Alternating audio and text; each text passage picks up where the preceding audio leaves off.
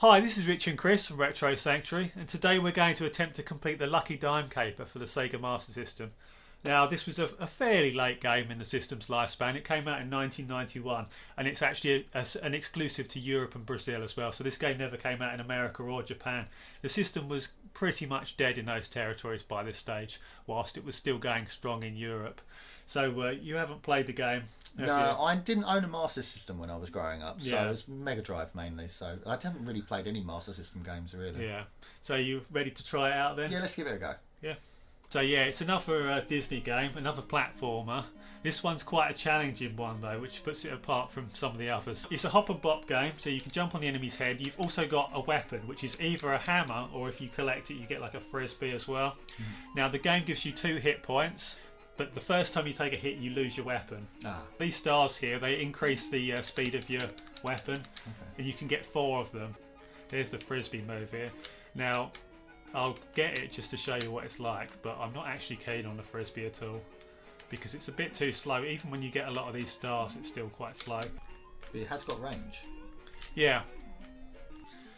So, right, you can choose the level as well. I didn't say that earlier, did I? No. So you get a choice of 3 levels at the beginning, and then it opens up another 3 levels when they're done. You know, I said this game was quite challenging.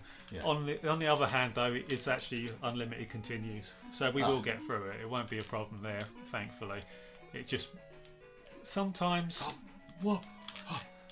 it can just be a bit tricky, this game. It's definitely one of the Disney games that requires a bit more skill and perseverance and practice, really. Oh, she changed her mind. Got like a sort of crude attempt at a rotation effect here. Yeah. I did notice that. Now, I said earlier that this game never came out in America or Japan. Now, that's not strictly true because this game was ported to the Game Gear. So, Lucky Dime Caper came out on the Game Gear in America and Japan. However, it's not actually the same game because during this time period, what Sega would do, because the Game Gear shares hardware with the Master System, they would port the Master System games over to the Game Gear or vice versa, but they would change the layouts of the game. So on Game Gear, whilst this has all of the same environments and enemies, all of the layouts of the levels have been swapped around. It's sort of like a remix, essentially. Alright, this enemy here, you've got to bounce on the rocks as they come down and then jump and hit that guy. Yeah, you need to be on top of it. And bounce on the head. Yeah, you can wait, that thing doesn't damage you, so you can wait until you're directly underneath it and then just jump straight up. That's it. Well, it got you in the end. So what would you say is superior? Have you played this on the Game Gear? Yes, I have actually. It depends what you want, really. The Game Gear version is much easier in my opinion than this. In the Game Gear version you don't lose the hammer if you take damage, so it kind of changes the way that the game works a little bit in that respect. But yeah, so this is sort of, I guess because it's the main console version, they made it a bit harder. The Game Gear version is more like for kids, I guess. They don't have as many challenging areas and platforming jumps in that version. Do you remember Funhouse? You'd always win a Game Gear on Funhouse. Would you? That. Yeah. That was like the main prize of Funhouse was a Game Gear, and I remember watching that TV show and wanting to always get on there because I get to run through a Funhouse, meet Pat Sharp, and get a Game Gear. Yeah. Fantastic. Whoa. Didn't need to, anyway. It gets a little bit more annoying here because you've got no way of getting to it. Yeah, you've got a lot less time to actually jump off of it. I can hit it with a hammer anyway, so it's not too much of a fuss. When you don't have the hammer, that bit's a bit annoying. A lot of animated tiles in the background on this stage, so you can see what, like with the flickering water and such. Now the Master System wasn't actually that well suited to this effect. The NES was much more well suited to this, just because of the way it was set up effectively. But occasionally you got the effect on Master System. A good example would be Jurassic Park, which was made by Sega. That game had piles of these animated background tiles. From what I've heard though, the Master System is actually better at doing kind of line scroll effects. So like crude parallax you could probably do on the Master System a bit better than on the NES, you know, because the Master System could sort of, it had hardware support for breaking the screen into segments, and then it could scroll them separately, or it could do like fire effects because obviously the screen's waving along the scan lines. Oh, the wind's blowing me. Okay. Yeah, and you have to use the wind to get over gaps as well. So make sure you don't jump a gap when it's going the wrong way. Notice that he's got a completely different idle animation now as well. Because he's cold. Yeah, so they've actually put in different idle animations for the different environments, which is quite cool. Oh. No. Oh. It's alright. Now it's going to be backwards, so I'm going to have to wait. It still doesn't look that bad for 1991, really, does it? This No, game, it's quite good. 8-bit was actually still quite big in 1991 in the West as well. Yeah, it wasn't until 1992 that 16-bit really overtook 8-bit, because the NES was selling huge amounts in America still in 1991, and it was pretty much the same for Britain. Although we did sort of start to tentatively move towards 16-bit computers around 1989, but that was always quite a bit smaller, that part of the market, than the 8-bit. That was easy. That's nasty, that little part, isn't it? Yeah.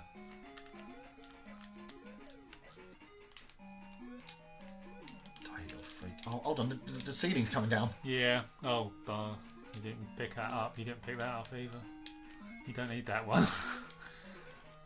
Oh, you made a mistake there. Didn't you? What a mistake of the maker. You didn't pick the weapon up, and you didn't pick the life up, and then you picked up the crappy diamond. Oh, God.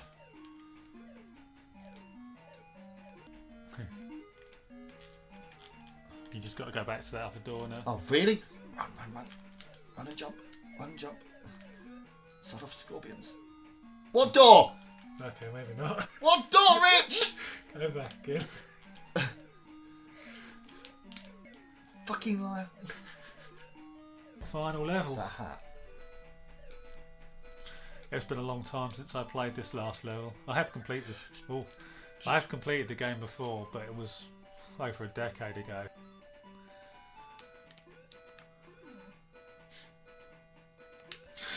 I did not even realise it went below there until it was too late.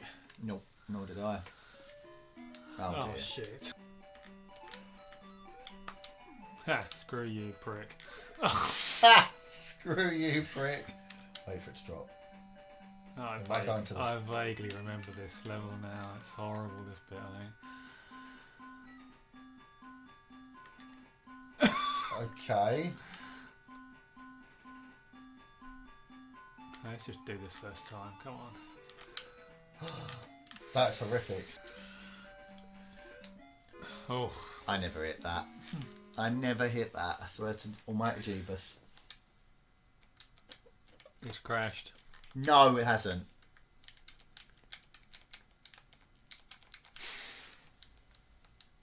Oh.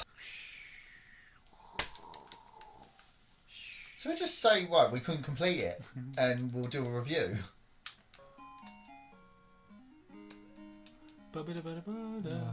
It's okay though, because it has unlimited continues. Yeah, well said, dude. Well said. Right, so we've gotten through the entire game again, got back to the last level after it crashing. So we got a lot more lives this time, at least on the upside. Jump right to the edge. You can go right into the corner. So safe in the middle as well, Yeah, really, safe isn't in the it? middle. Once you jump this gap. Can I just run across this without jumping, Joe? Yeah, I reckon you can. Wait. Don't jump, whatever you do. Oh my god. Oh, you cheesed it. Oh, no. Where's the fucking end? Get me through the end! Oh! That little invincibility just lasted you. You would have been there. This bit, look. They're moving slow, but... I could walk. No, I'm going to jump it. Yes. I'm guessing the flame hurts me. God, it just goes on and on, doesn't it? Oh, Jesus. Oh. I didn't touch that. Yeah, you skidded into it, but... Oh. What's this? No! Oh, God, Die it's flame. back. What? Too close to it. Oh, fuck. How could I... That's probably it, wasn't it? Yeah. Oh,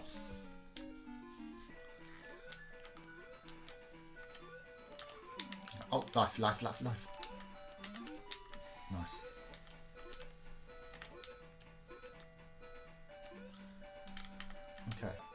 Nice. Jump this.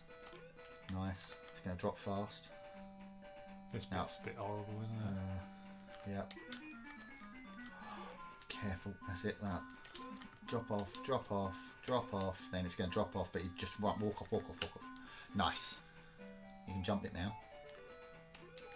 That's it. Nice. Sorted. Nice. Fucking hell, we got all the way back on 1 life. Now, just make sure you make this jump. That's it. Right. Right, is this the ending or is it just another section? Yeah, it's Ending. the ending. That's so annoying, isn't it? Lightning bolts. Are you hitting her? But when it flashes, are you hitting her? No. No. Oh, we could have cheesed it then. That's it. Get it, get it, get it. I think we'll be done. Don't crash. I think we might have done it. Well, we nearly done it the last time. Yeah, and it was called that stupid little jump as well. It's a bit funny how easy that last boss was. It's possibly one of the easiest, isn't it? The one with the rocks falling down was harder. Let's see what's going on here anyway.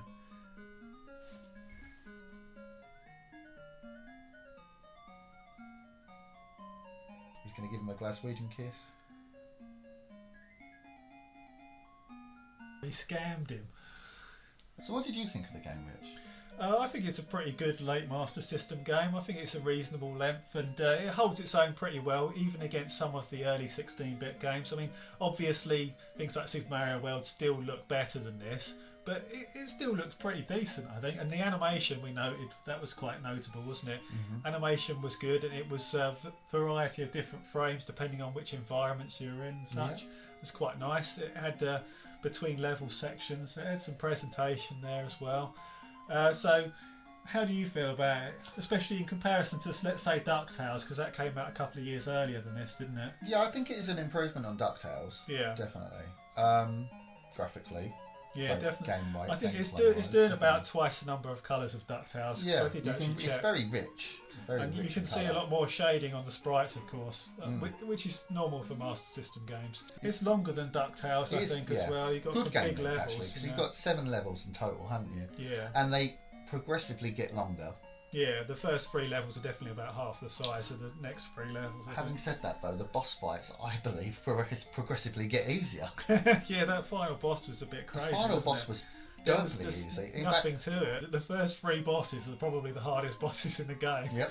And then the next 3 bosses are slightly easier, and the final boss is the easiest, probably. Definitely. Not that I'm complaining, because we were worried it was going to crash. Yeah, anyway. we had that crashing problem, didn't we? Any moment. Yeah, no, it's a very, very nice game. The animations are very nice as well. Especially when he's swinging his hammer, that's a very nice animation. It gives you a few options with your weapons, which is nice. Yeah, and the weapons increase in power when you get pickups, that is which cool. is nice. Your sort of progressive power-up system, and levels have reasonable amount of variety, don't they? They have their own little novelties and elements, like the ice level had the wind that you had to keep track of. Yeah, so make sure you got over gaps and stuff. You got sections like the melting ice blocks in the volcano. In the volcano, yeah. Melting ice blocks in volcano, brilliant. That last level is quite nasty as well, with constant moving platforms. You've got to navigate between spikes everywhere, so it's quite a tricky fight. Little Newton's pendulums as well. So what score are you going to give it overall then, Mitch? I've decided that I'm going to give it a 4, but it's only a borderline 4, because to be honest, 16-bit was where you wanted to be during this time. It holds its own way more than it should be able to, given the hardware that it's on. But I think, just about a 4 out of 5, I'd say. What do you reckon? Well, you kind of confused me a little bit there, I must admit, because I was thinking it was more of a solid 4, not a borderline 4. Yeah. I'd say it's a slap bang in the middle 4. Yeah, well, I feel like there's some trade-offs between this and DuckTales. I like some of the gameplay elements in DuckTales a little bit more, but in most other aspects this is better than DuckTales. But I just like, in DuckTales you're exploring around, you're getting like power-ups that last for the whole game and stuff. So, but that just makes it easier. Yeah. But this is definitely the more challenging game, I'd say, than DuckTales. Yeah, and I prefer challenging to just time-consuming. This is the game that a Disney fan would play if they want something, they want a big challenge, I would say. This is the one that springs to mind. Yes. Okay, guys, that's Lucky Dime Caper this week. Really enjoyed playing that game. Yeah. Quite challenging. Especially when it crashes. Especially when they give us the option of crashing. Yeah, that was good fun. So we'll see you next week with another game. Take care, guys. See ya.